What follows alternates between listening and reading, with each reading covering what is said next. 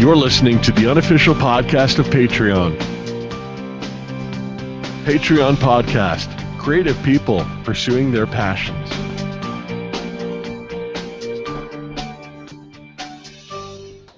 Hi, my name is Chris Cowan, and this is Patreon Podcast. It's the unofficial podcast of Patreon, where you get to meet creative and inspiring people and find out how you can be a part of their journey, and maybe even get a little bit of insight into your own creative journey as well. I'd like to give a warm welcome to Daniel and Nick Sharp.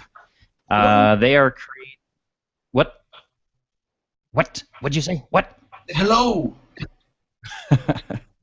We're having a few technical difficulties here on Google Hangout, so bear with us. I apologize if there's any audio oddities. They are creating would you call it a webcomic serial?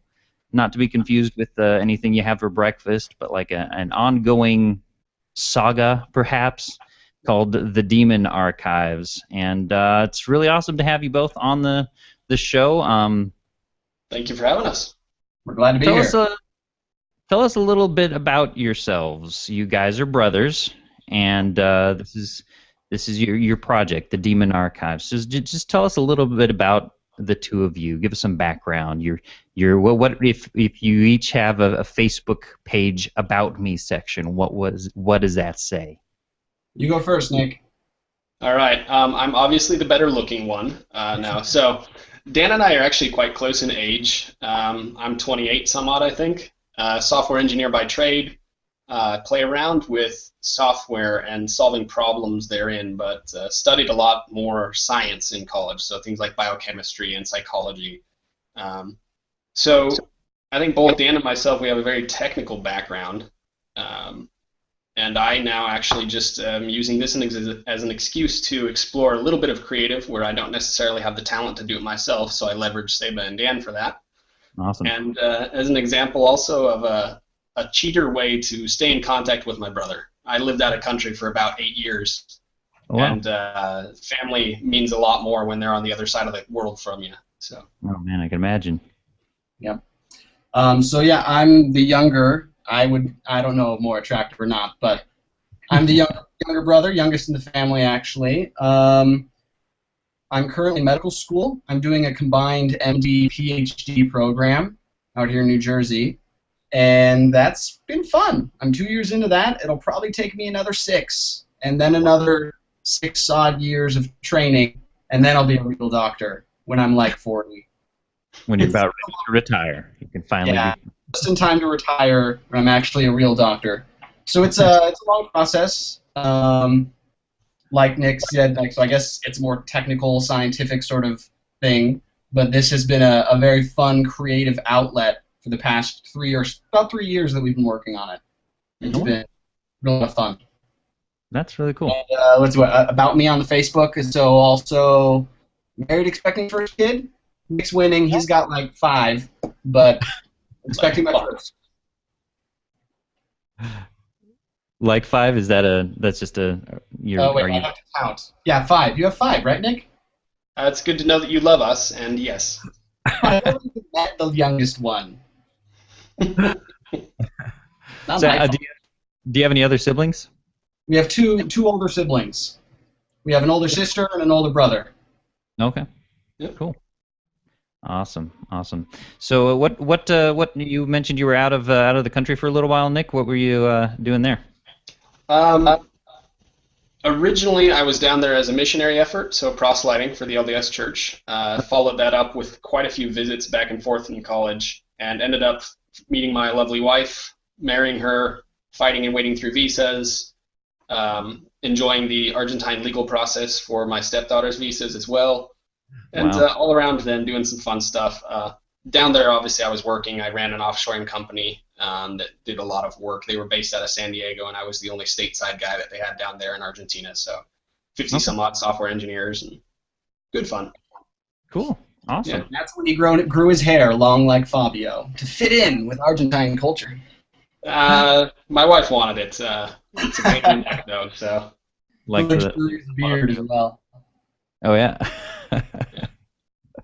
That's awesome. That's awesome. And now you've shaved it to is that's to compensate for the receding hairline that most of us men run I can into? neither confirm nor deny the receding hairline, but yeah, pretty much.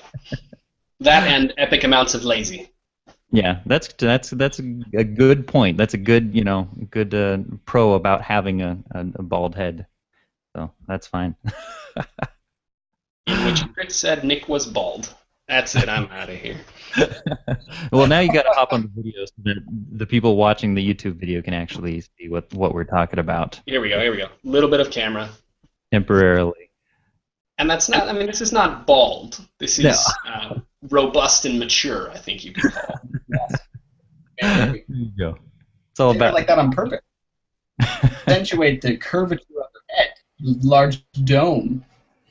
Us sharp boys have very large noggins. There's a backstory to this in that I was really, really small as a kid up until I was about. I think I've just now finished kind of like growing. So I never did the teenage growth spurt. So there was a while there where Dan had packed me by a good solid 2 or 3 inches. And he was bound and determined to be taller than me. But it didn't happen. Fail. You grew, and I didn't. So the whole hair head thing is just his expression and manifestation of his jealousy. So Younger brother Ray. That's awesome. So you guys still now, even though you're back in the States, you guys both live in different parts of the U.S. And so again, this is kind of a great project for you to work on together remotely. Now, tell us a little bit about what each of your role has been in this project. Sure thing. So I am the writer, author, whatever term you want to use. The story started out basically a couple of years ago. My senior year of undergrad, took a creative fiction class just for fun. Started writing a story idea that Nick and I had been brainstorming. Nick basically had this idea in the back of his mind, but as he mentioned earlier, doesn't feel like he has the creative skills necessary to like bring it to light. And so as we talked about it, I turned it into a short, wrote basically a short story, started working on a novel, and yeah, but then, so sorry, I'm in backstory mode. Then we decided it would work better visually if we could get an artist, if we could make or something like that. We decided that would be really fun, and that's when we brought on an artist, Seba, who's not with us right now. And so yeah, he does all the art, I do all of the writing. Nick has ideas and has money. Yeah, pays and a stable our job. artist. Yeah. Yes, have a stable job, are not in school for forever, and can afford to pay for the art. So that's kind of our three roles. Nick has ideas and money. I have ideas and writing skills, and Seba has ideas and art. And we all come together and make the story work. Yeah, I think on the cover it'll say published by me, written by Dan, and drawn by Seba. Awesome. Yeah, That's cool. pretty good. That's cool. So, Dan, had you done much writing prior to this project? Not a ton. I've done like some at school. You know, I don't know, 6th grade, you think you can write a novel or something like that, and it's basically just a mashup of everything you've ever read before. It's Right. slightly different and cooler because you can write a Mary Sue that is yourself into the story or something. So I did some of those, but it was really, I've always enjoyed reading and thinking about stories and enjoying the stories and coming up with stories. But this is the first time I've really kind of sat down to try to write one. And it really was with the creative fiction class that I took. I don't read fantasy. One of the big names in fantasy right now was Brandon Sanderson. He actually taught the class at my university, and so it was really fun because like he was like a big published author, big in like the sci-fi fantasy field, and I was able to take the creative fiction class from him. Wow. And so yeah, that's kind of when this is the first like major endeavor I've done. As kids, though, I mean, I don't know if you remember, we used to spend months on end drawing maps and character sheets and backstories and then epic quests for like these little odd like Oh yeah, role-playing it was like games. Elemental Warriors.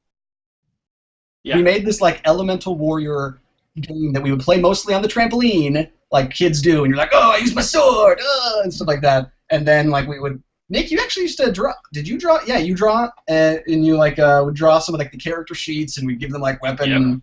Yep. It was a mix of our fantasy adventure novels and like RPGs that we played on a trampoline. Yep. And not, Those, like, I mean, we didn't go full geek. There were no dice involved, but it was No basically, dice, other than that, it would have been like dungeon mastering our own game. So Yeah. we did that for years. Yeah, that was so much fun. That's I awesome. still have those, by the way. Just in like my like a chest over here, I've got like some of those drawings and stuff still. You're not allowed to put those drawings on the website ever. Oh, come on. Nope. You got to let us see those for the show notes and stuff. All right, you can send those later, Dan. Okay, I won't find. And you're allowed to put them on the website with the same caveat that you do with your MS Paint art. Of this is Dan Sharp, not the artist of the Demon Archives. Yeah. Oh, yep. That's awesome. That's awesome. No, I think that's great how you're, I think that's true of a lot of creative people. It's not like you just kind of one day suddenly decided, hey, I'm going to, suddenly be creative. It tends to, a lot of it is rooted in those things you did as kids. When I think about like, my childhood, a big thing I used to do as a kid was, stuff similar to that too, where you'd coming up with all these kind of fantasy stories and drawings and island drawings and stuff. But what I used to do is I had a tape recorder, and I would just fill tons of audio tapes with recordings of goofy shows and stuff. And now I'm like, oh, well, now I'm kind of still doing the same thing, doing podcasts. Fancy your equipment, though. Yeah, I do like to think my my equipment and quality has improved just slightly. And I'm sure everybody's ears are very thankful for that. But I think that's cool to see a little glimpse into, oh yeah, we used to do this as kids, and now we're still kind of creating these stories, and it's a lot more obviously advanced. Did you now do you have the entire thing all planned out from beginning to end, or is it an ongoing story that you guys are creating? It's still a little ongoing. It's mostly planned out. It's like what's a good way to describe it? It's like it's storyboarded a little bit. We know where we want the story to go. It is not fully written. It's not fully everything set in stone. I got about like 40,000 words into like the novel version of the story, which really only gets us about a couple of chapters beyond where we're at right now in the graphic novel. So we're in like chapter 4. The story I had like written will get us up to like chapter, I think it's gonna be like 7 or so. And beyond that, it's storyboarded out like the major plot events that are going to happen. But I still have a lot of work to do thinking through like the character development, everything filling in between those major plot points. Yeah. But yeah, like the story, like Demon Archives Minerva as a book is as a story is basically plotted out. Okay. Yeah, the first major arc, and then it just gets sparser and sparser as we go forward in time. Right. Yeah. Part of that I do intentionally because I realize that I need to like grow with my characters. Like I need to see where they're gonna go, and so like everyone has a different writing style, but like I haven't had the time with medical school to really like sit down and write the rest of the story. So I'm just kind of gradually doing it as we tell the story through the graphic novel, through the webcomic, filling in the details between these milestone posts. Yeah. Well, and that's something from talking to Ethan Nicole, who's doing the Bearmageddon. I don't know if you're familiar with that webcomic, but that's something he scripted out originally, and he's found that once he actually started, once you start the actual creation process, so much of it changes, and now the original script he has is really, he's had to throw a lot of that out and recreate the content. So I imagine if you get too detailed in how far in advance you start planning out, you'll kind of find yourself maybe being, oh my gosh, I way overplanned this because it's all going to change, and like you said, you're growing with your characters and story, and I think there's a lot of truth to that in a lot of really good writers. There is definitely a plot. However, ours is not intended to be kind of like the open-ended forever. It is a sci-fi, it is post-apocalyptic, but what people are starting to see in the chapters that we're just now getting to is that there's a deeper, more philosophy of the character, their progression, their coping with grief in the world that they live in, and that's just actually starting. But that's very much built in, and there is kind of a finite steps that those have. So we can always, we spent ages talking about the backstory of the world, so we could always spin off, alternative little prequels and sequels and parallel storylines, but the main one definitely has a kind of a finite, nice round stopping point that is the first story arc that we've really spec'd out. Yep.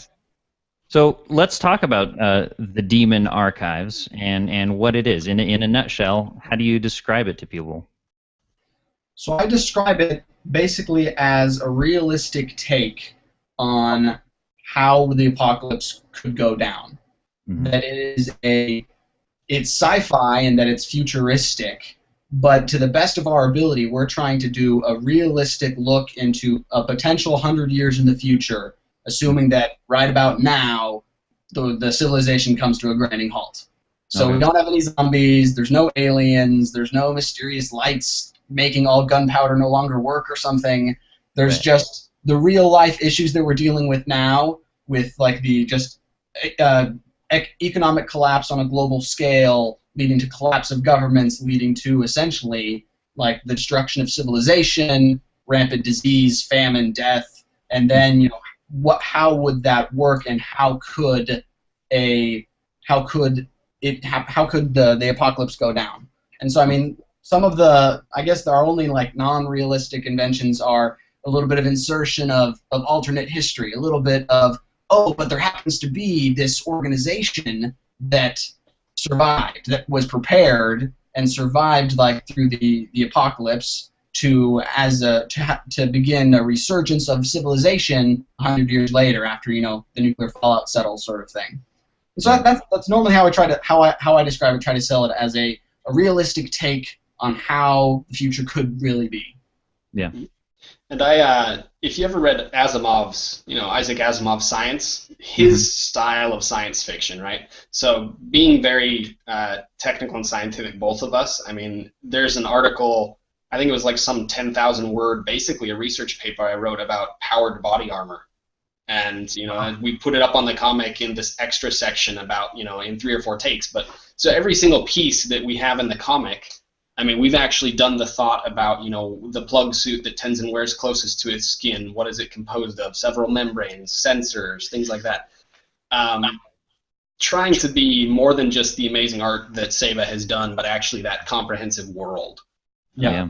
I actually pitched the comic differently from Dan, though, in that I pitch it as the story of Tenzin, right, and his loss and his life and why he is who he is and the problems that encompasses, and then how the future, and what we're really going to start to explore is how the future will help people to be able to overcome some of those issues.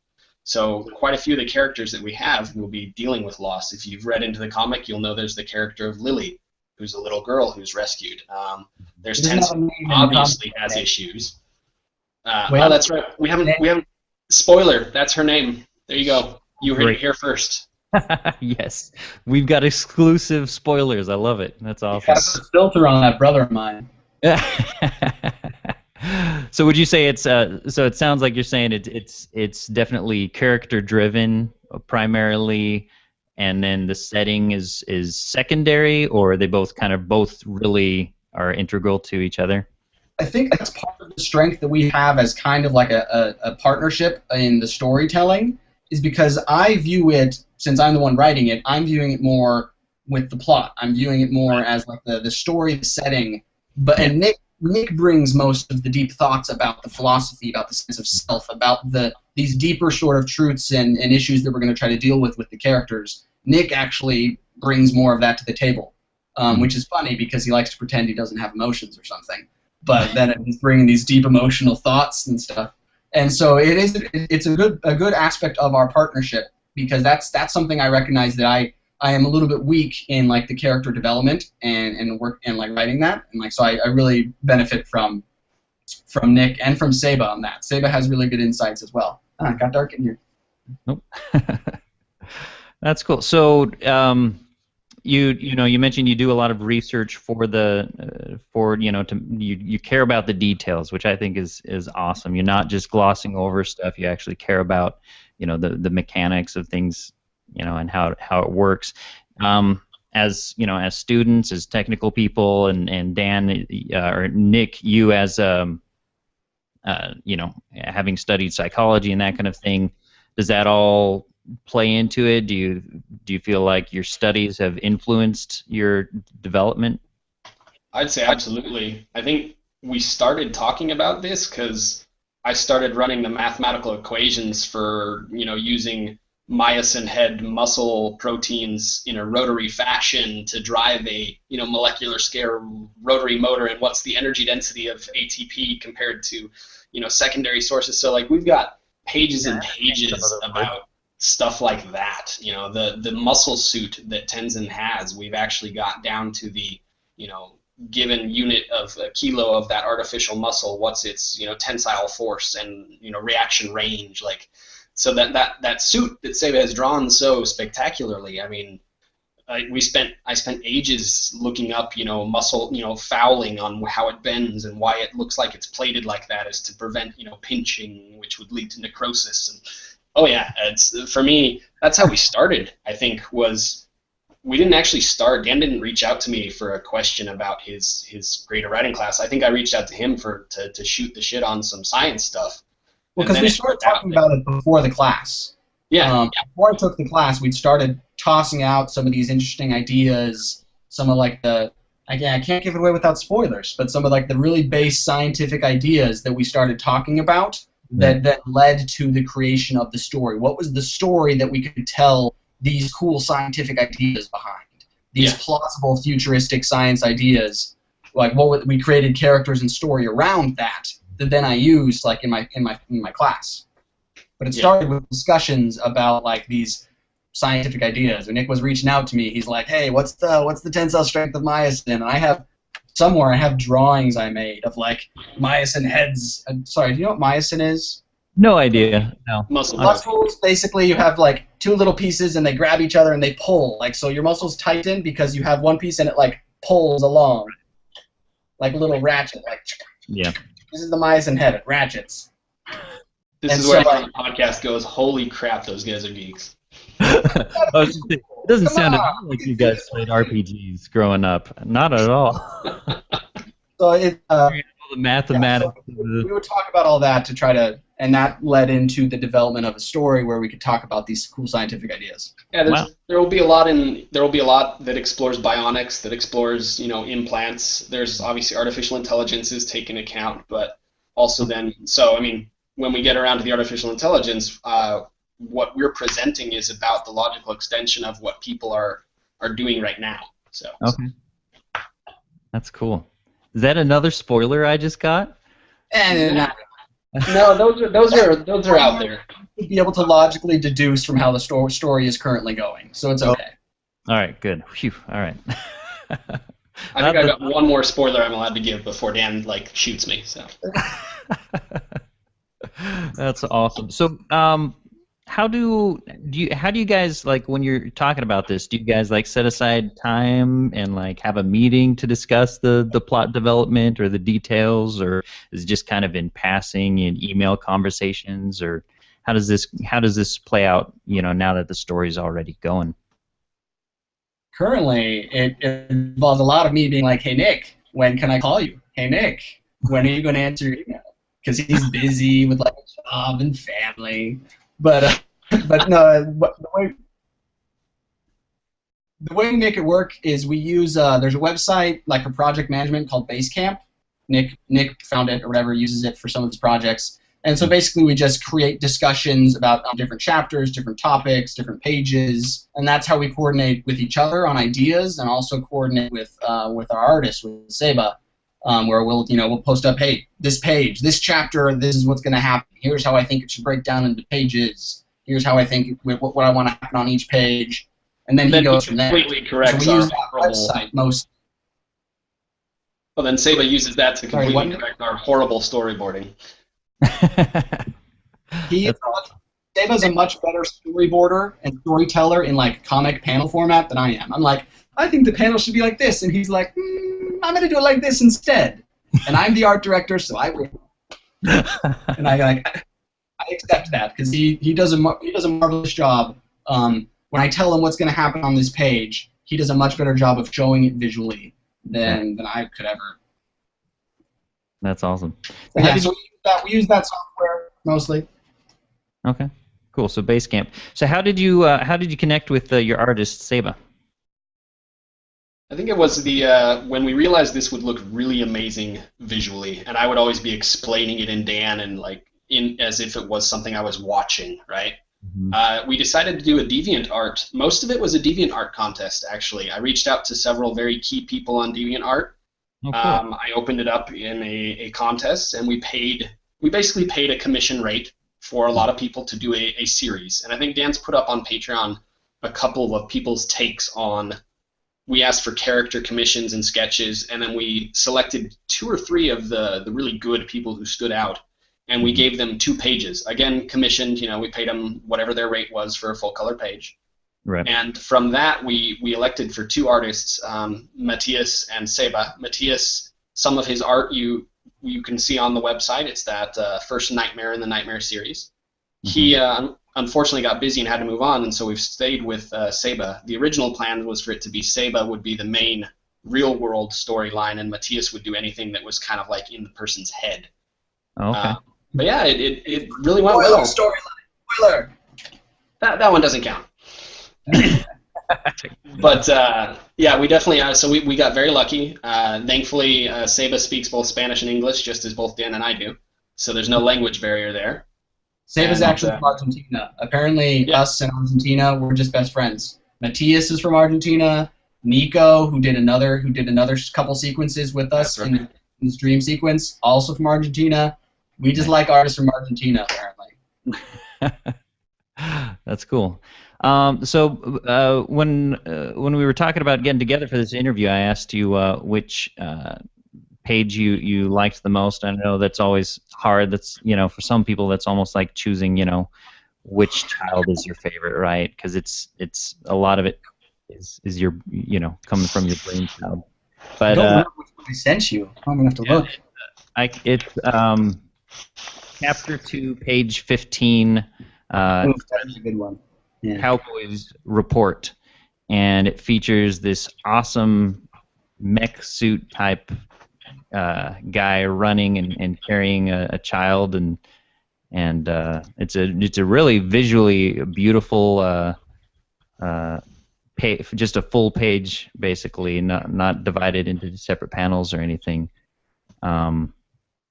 But it's definitely visually beautiful. Is there anything, if you know which page I'm referring to? I remember now. Nick, do you know what one I'm talking about, where he has the full-on, the HUD shows up all around Tenson as he's running through the streets? Yep, that one was gorgeous. Yeah.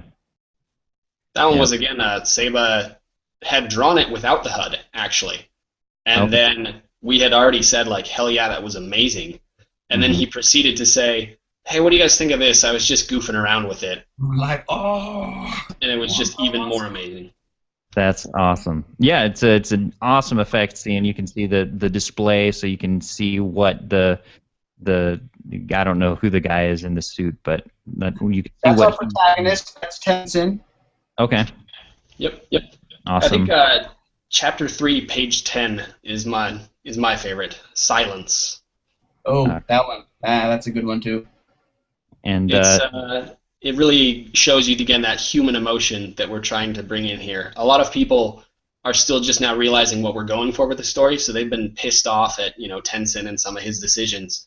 Oh yeah. And this Our page really is basically a jerk for the first 5-6 chapters. Mm-hmm. Yeah. Okay. Yeah, I'm looking at this one. Chapter 3, page 10 is silence. Yeah, that's a beautiful, beautiful image. What I love about it is it's not, you think great art is going to be like super complex, and oh my gosh, how did they draw all these details? And this one's great because it's not like that. It's very minimalistic almost, and it's another one where it's just the entire page is taken up with the art, but it's very, it creates this emotional effect just in its simplicity that's really really beautiful. So I'll definitely have links to both of those in the show notes at patreonpodcast.com/thedemonarchives. Excellent. And those will. What I've really been working towards is more minimalism in pages whenever possible. My first couple pages of the chapter, like chapter 1, are busy. Like, too many words, too many panels, too much stuff going on, and I got a lot of feedback about how that was not very good. And so I'm learning to rely on the visuals more, to allow for silence, for minimalism. And even then, some people are still like, oh, you need to do more on each page. I don't like a page where the guy's just sitting there. And I'm like, man, that page, like that chapter 3, page 10 one, is just, 2 characters just sitting there, nothing going on. But I think it's a very powerful page because that silence allows for the emotions that we're going for.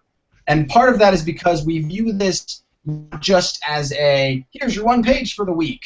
Because by itself, it's like, okay, this is just a page, nothing happens. We view it as a complete work, even though it's not completed yet. Yeah. Part of that's because we have a big buffer of like number of pages ahead already done. So as I'm putting up a single page, like I'm viewing it as the entire sequence and how it fits together. And so some pages are, maybe more boring in that things don't happen, but they fit together. Yeah, that's awesome. So, at what point when you're doing this project, obviously it's not a complete project, but at what point do you get that feeling of this is worth it? Here, Nick, you start. I talk too much. You do, but we love you for it. For me, when it was worth it, I mean, it will really, I believe, hit me when I believe this August we're going to do a print run. We might Kickstarter it. I might just fund it and then sell it on the site. Who knows? But that will probably be when it really concretely hits me. But even now, I did I made a couple PDF versions, just so I could read through them. When I could sit down and read through, almost 100 pages in one go in about 45 minutes, that's when it really hit me, because that's when you can actually grasp the story. You can feel it better. But yeah, I mean, when I had some feedback from some aunts and uncles as well, and when people at work actually just found it and then all of a sudden approached me, things like that make it fun. That's cool. Yeah, it's been really fun working together, and it's been rewarding for me the whole time.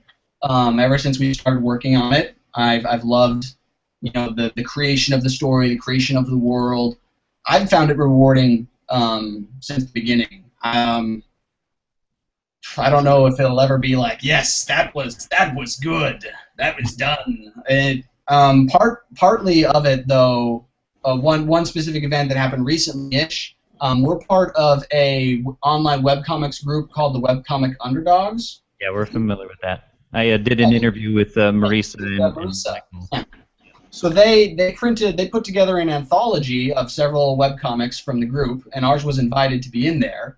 Oh yeah. And when I got that printed copy, because like I backed the print run on Kickstarter, and I got it in the mail, and I'm like, whoa, this is my comic on pages. Yeah. It's in a comic book, and there's pages, and it was a really cool feeling to be like, wow, like we are just as much a real comic as these other comics, like within the anthology that I'm reading, and it really hit me as like we are a real comic, like people read us and stuff.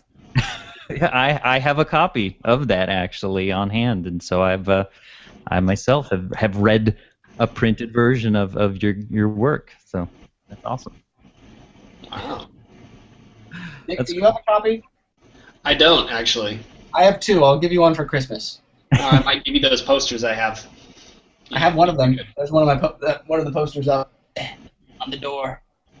That's I'm glad you mentioned potentially printing in the future. In addition, obviously, to the webcomic Underdogs anthology, and And I do have to penalize you because you mentioned Kickstarter, and this is a Patreon podcast, and that's not. I'm totally kidding. That's all right. That's okay. We're all friends. Have you? And so that is something that is in the works. Are you planning on doing that in the future? Well, the reason why we're potentially waiting is that I plan on doing it. Whether we do it and we already know that Nick's going to fund 500 copies from Print Ninja, or and then we're just doing the Kickstarter to see if more people want it, and we'll get a better price. But right.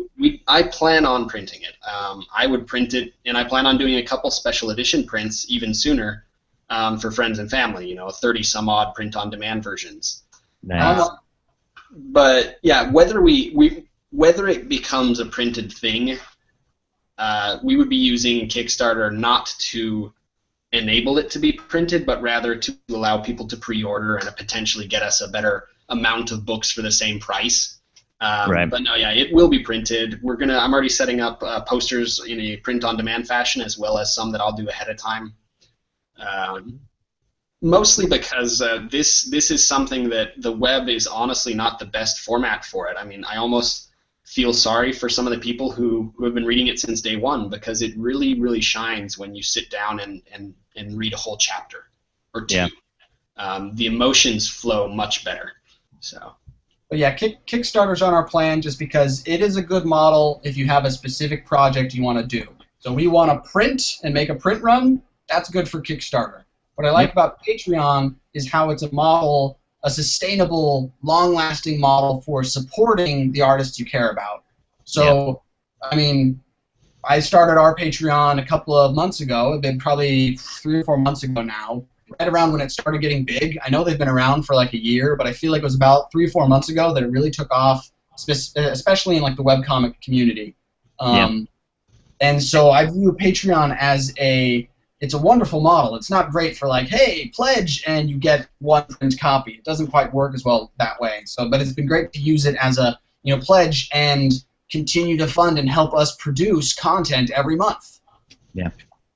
Well, then that's a great segue into the conversation about Patreon. So awesome, and I mean it's true. Patreon and Kickstarter. I was teasing you, of course. They're both excellent resources for two separate things. So it's I think that's cool that you might be giving people an opportunity to order printed copies in the future through Kickstarter.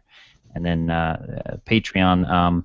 Let's talk about Patreon. So you kind of already defined kind of what you like about Patreon a little bit, and let's talk about some of the incentives. One of the things that's cool about Patreon is you get to reward people. Just kind of a thank you, really, for their continued support of your ongoing project. And so I see you have a few of those. So looks like you'll they get access to behind the scenes and bonus content at certain levels. They get to see sketches, concept art, wallpapers. Any particular incentive levels that you're particularly excited about?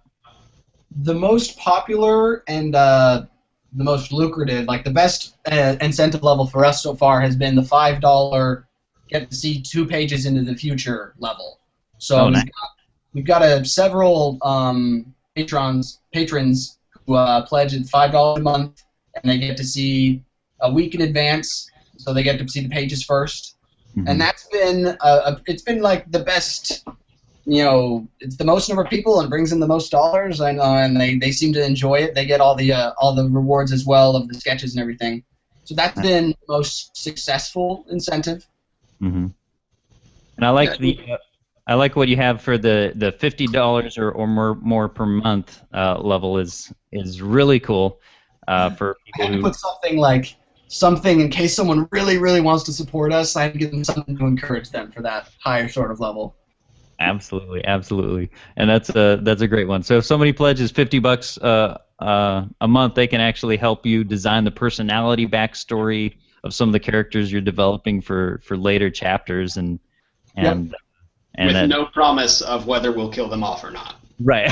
That is something you'll notice is if you read our comic, you might not want to get attached to people in the first couple chapters. You're just a couple of George R.R. Martins, aren't you? A little I bit. think someone did compare Dan to that, yes. Well, I think also Saba was drawing pages, and he's like, man, guys, I just feel like lots of blood. That's my description for this page. Lots of blood. Game of Thrones. Everybody dies.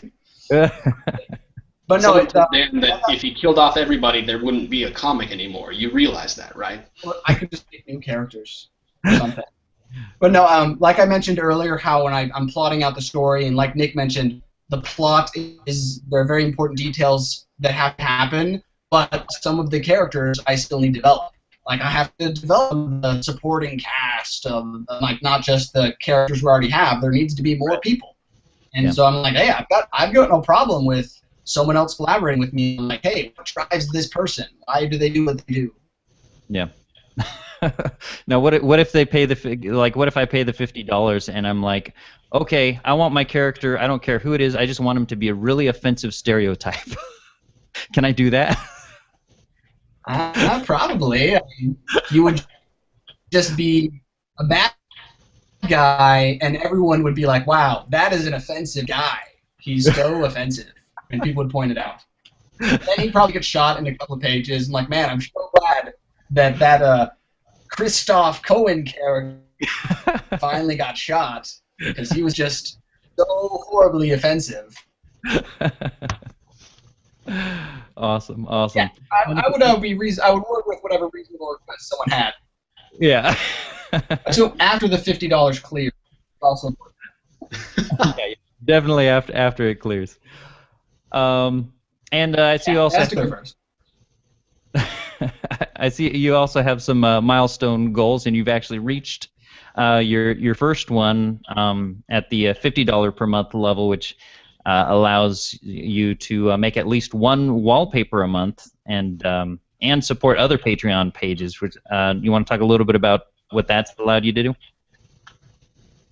Yeah. So when I was making these stretch goals, like these milestones, I'm like, I have no idea how much people are going to give us. My main goal with this has been to make a little bit extra money to pay Saba to make cool extra stuff. Because Nick's already paying him to make the pages, but Nick can't afford to and make this and make this. I mean, so a little bit extra to make wallpapers, to make these little pinups and stuff like that. We reached that milestone, and I was like, Saba, hey, we made it. You want your $50? And Saba was actually like, you know what? Wait, push that back to 100 and use that for other stuff. And I'm like, you sure? Bonus for you? But so it's allowed having that. Oh, sure. He still charges Nick for all the pages, but then he just makes some bonus stuff along the way. But that as a fund has allowed me to support other Patreons. I try to support about as many people as support me. So I think we have like 19 people who pledge to us. I'm pledging to about, I think, 17 other creators. Most of the time it's just $1. It's almost like a token pledge, but it's like hey, I support you. I'm trying to get attention to you, to this as a platform. I've also been able to use the money to pay for advertising. We haven't really done many ads. Got some Project Wonderful ads that have been really successful. Brought in a lot more traffic, brought our readership up a lot. That's awesome. So it's been good to be able to use that, but I'd saved up enough. Like I was saving it up, the extra, and so now I've got enough. I'm going to send Saba a bonus and ask for like another wallpaper sort of thing. So it's been pretty good. That's awesome. And I see you got several other milestones that you're hoping to reach at some point in the future. You want to talk about any of those? Oof, I think the biggest one is milestones. Self-sustaining. No, I think the biggest one is the last one. The other ones are kind of cool, but the last one is neat. Is between Patreon and eventually if we do ads and or if we sell ebook, pay what you want or whatever it is. But when we reach the moment when we are self-sustaining, that I could quit my job and become a hippie and the project would still march on. Highly unlikely, but that would be very important for us. Having that sustaining model. This this is really fun, and it's really fun to do it. I'm so glad that Nick is financially able to support this project, but it works, and we have good quality art because we pay our artist. He isn't like we pay him per page, not with like vague promises of future profits. We pay him for his time per page. Yeah. Yeah, he's also makes his living as a freelance artist. Mm-hmm. Yeah. Yep. He is, he will get, 33%, I believe, of the Nebulous future profits, but he also gets his page rate. And actually, I decided with him that at certain milestones, so 50 and 100, his page rate goes up. Even though he doesn't want to charge me more, I'm paying him more per page now. Awesome. We hit the 100 page mile mark. And that's just an incentive, I believe, because we're blessed to have him. So. Yeah.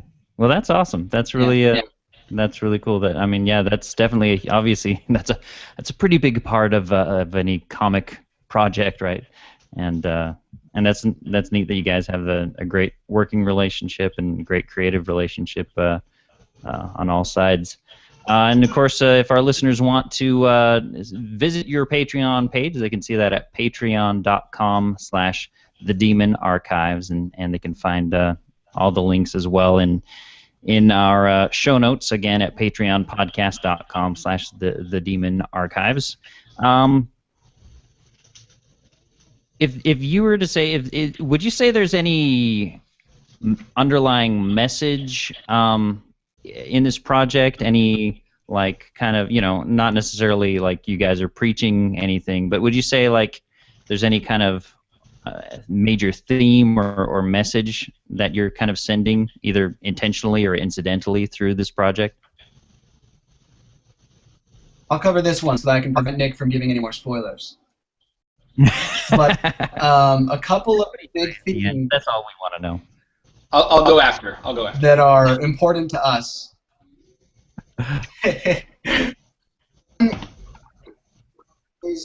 is survival. Survival in many senses of the word, of being able to overcome disaster, not just worldwide disaster, but to overcome struggle and trials in your own life and to survive and to make something of yourself. Another of the big themes, building off that, is talking about your sense of self. What makes us human?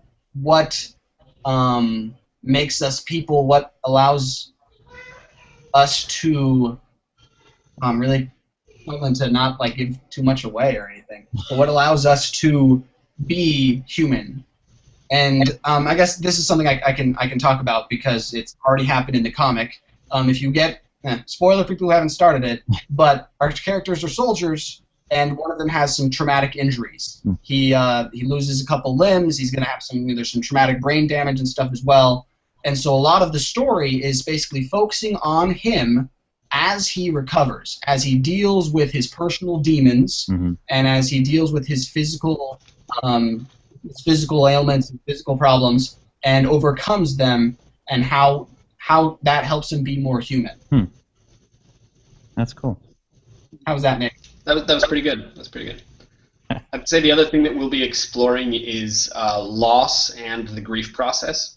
I think it's a very important thing that is very frequently downplayed, that it doesn't just happen when a family member dies. There are many, many things that can trigger within us a reaction to loss, and overcoming that, accepting that, or or at least adapting to that, is very, very important. And so exploring that in the future, in a conjecture and an isolated environment that we kind of can control, allows us to tease out those patterns that they affect people now, and we can talk about them without being difficult by talking about something that's in the future, putting it in a realm where people will be comfortable thinking about and talking about them.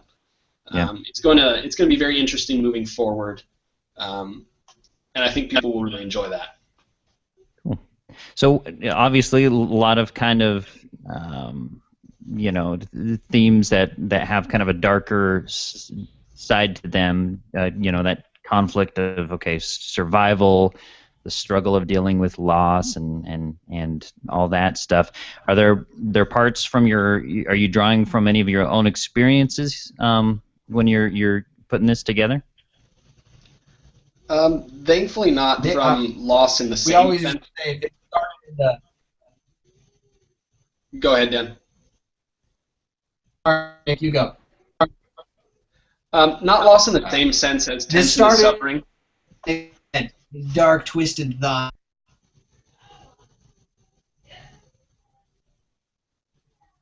Sorry, we're having some Google Hangout technical difficulties. Sorry, am I lagging? Somebody is, but it's all right. Go ahead, Dan.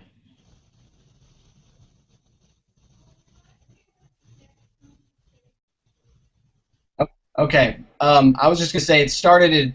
We always used to joke that this started in the back of Nick's head. We always used to joke with Nick that he's got dark, twisted thoughts.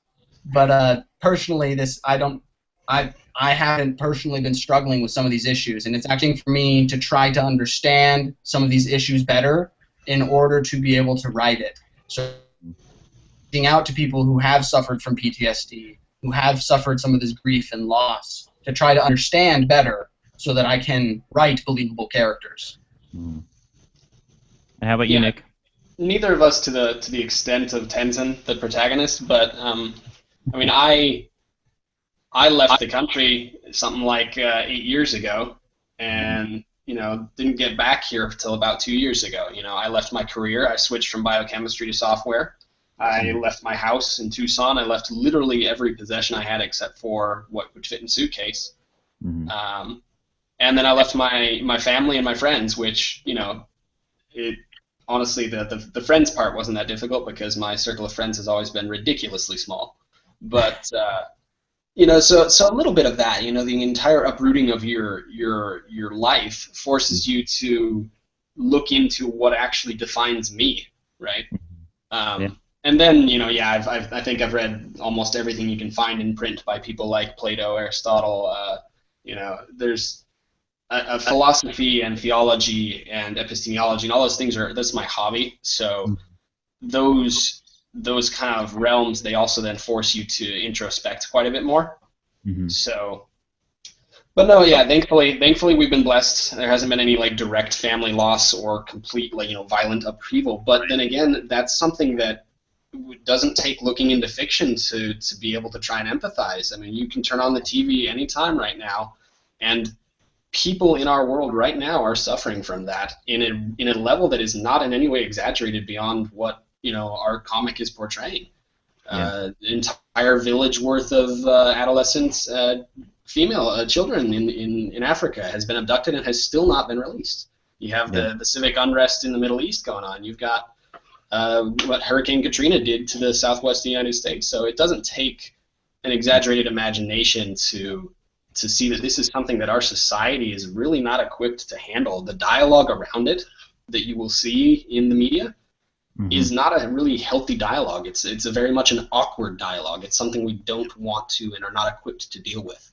So I think it's something that is interesting, and I'm glad that we have this chance to explore it in a safe environment, if you will. Yeah. Well, that's cool.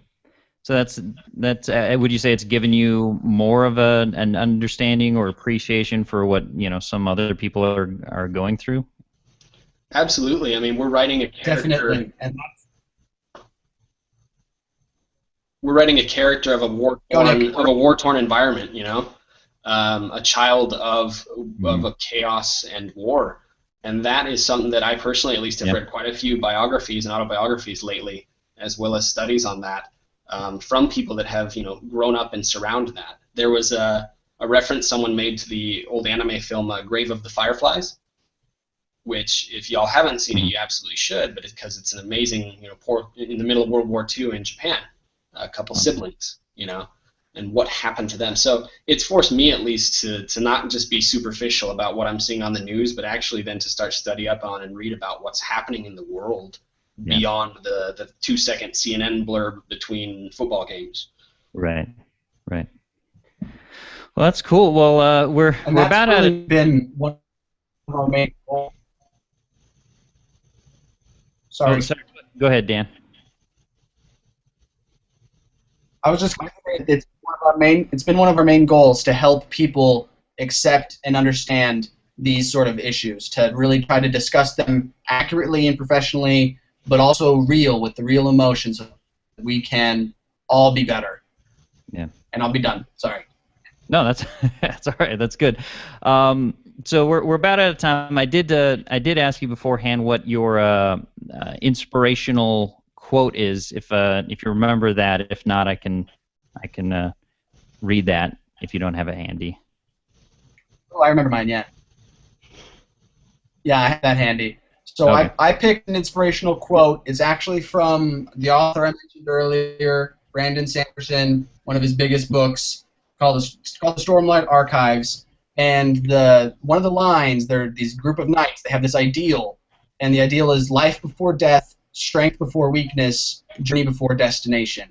And one of the big takeaways in the book and of that is to just focus on living and focus on doing what's right, even like no matter what's going to happen. Live life before death. Like, we have this life, we have time to be strong, to help each other, to work before, no matter what comes. And I kind of like that takeaway of it, and I try to that storm state about the same sort of idea into the Demon Archives of, crap happens. Life's going to be horrible, or could be horrible. How do you deal with it? How do you overcome loss?